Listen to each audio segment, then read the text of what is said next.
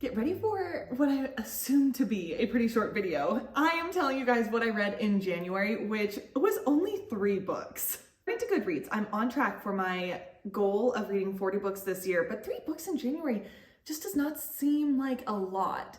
And I'm curious how many you guys read. Were you in a slump already in January? Are you concerned about reaching your goal like I am already?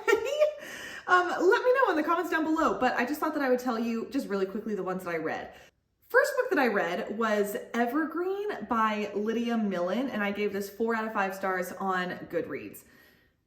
If you like Lydia Millen's YouTube channel, which maybe I'll even post down below, not that she needs my help getting any viewership because she's like at 1 million, but if you watch Lydia, I think you'll like this book. If you do not watch Lydia, I don't recommend this book, which sounds savage and maybe weird since I gave her 4 stars. I gave it 4 stars because I like Lydia as a YouTuber, but if I didn't know anything about her and I didn't go into this with like the bias of liking her, I would not have really loved it. The first part of the introduction is, well, it's Evergreen, discover the joy in every season. Inspired by the wisdom of the natural world, Evergreen is the essential guide for anyone who is looking to unearth their inner strength and bring more joy and contentment into their everyday.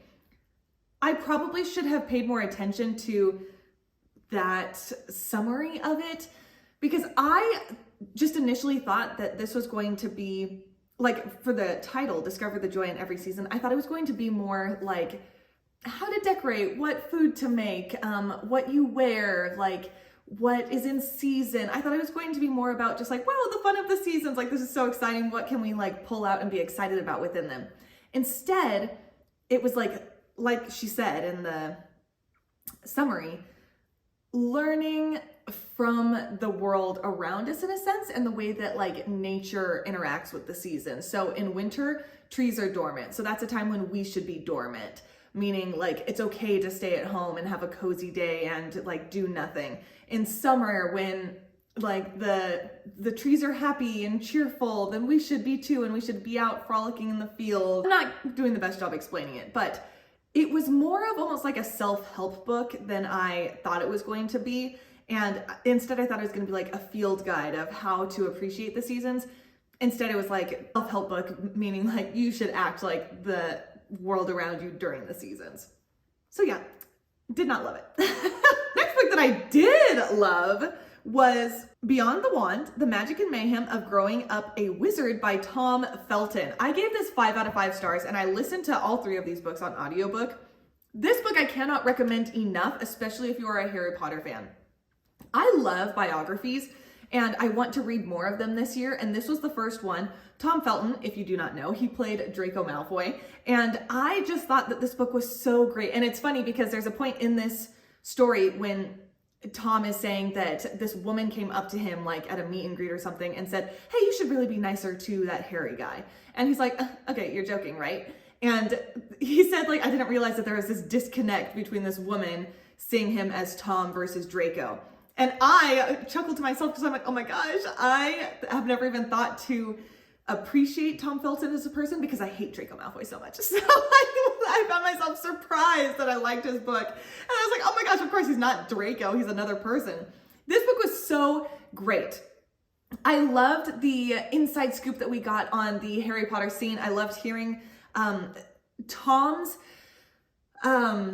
perspective of growing up a wizard, as he says, because as he said, like he was not the top 3. He wasn't Harry, Hermione, or Ron. He was like a side character that was important, but because he wasn't like a part of the trio of the main Harry Potter gang, he was able to kind of have a normal life. I also really liked the way that he talked about all of his co-stars. Like he just genuinely seems like a really nice guy, and I want to know more about him now. And tragically, like so many people, he had some issues with alcohol, and truthfully I can't remember if he was on drugs or anything like that, but he had some hiccups when he became an adult, and you know, it's just nice to see him being real about it, and I just really liked it. Highly recommend, whether you like Draco or not. Even if you don't like Harry Potter, I think that it's still pretty fascinating. Last book that I read, number 3, This is How to Talk to Anyone, 92 Little Tricks for Big Success in Relationships by Leal Lowndes. I don't know how to say it. I gave it a 4 out of 5 stars on Goodreads. The way that it's described is, what is that magic quality that makes some people instantly loved and respected? Everyone wants to be their friend, or if single, their lover. In business, they rise swiftly to the top of the corporate ladder. What is their Midas touch? What it boils down to is a more skillful way of dealing with people. So I read this with the hopes of, getting some tips and tricks for how to talk to anybody, how to schmooze people, and I really think that I did get some good things in here. It's very quick if you listen to it on audiobook. I just realized it says 92. I thought it was 62. Maybe I did the wrong one. Okay. I don't know where the 92 came from. I rated the wrong one. The one I read was 62 little tricks for big success, but this says 92. So I'm confused. I don't know where that came from. Maybe it was republished. Sorry about that. Very confusing.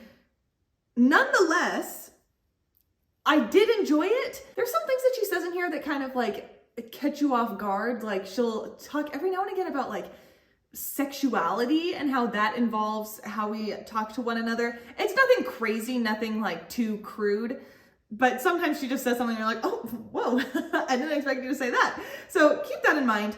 I truthfully, I don't remember why I gave it 4 out of 5 stars and not 5 out of 5 stars. I think it was because some of the ideas seemed a little silly to me.